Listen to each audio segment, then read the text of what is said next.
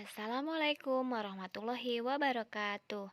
Wilujeng enjing sadayana patepang deui sareng Miss dina pangajaran bahasa Sunda. Materi anu bakal didugikeun dina materi ieu nyaeta kalimah pangajak. Kalimah pangajak atau dina bahasa Indonesiana nyaeta kalimat ajakan.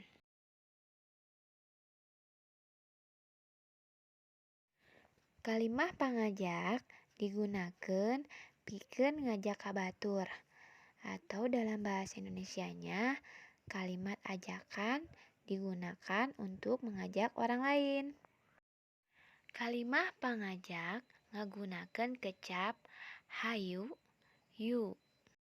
Jadi, bisa menggunakan kecap hayu dan juga bisa menggunakan kecap yu. Contoh kalimat pangajak.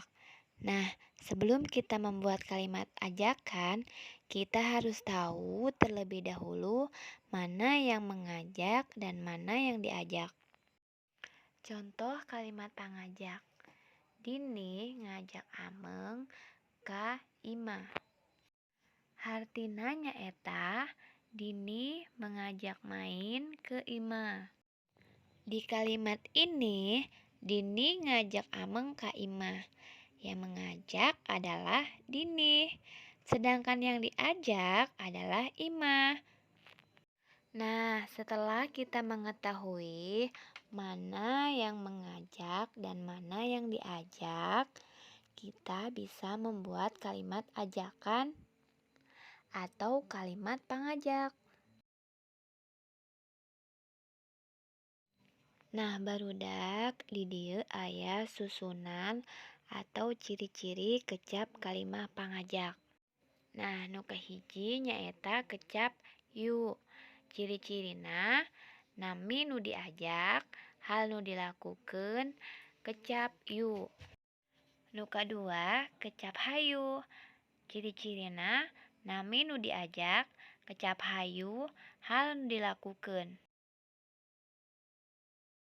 Nah, selanjutnya ciri-ciri kalimah pangajak. Nu kahiji hayu nu artina ayo. Nu kadua urang nu artina kita. Nu katilu nyaeta tanda penyeluk atau yang disebut dengan tanda seru.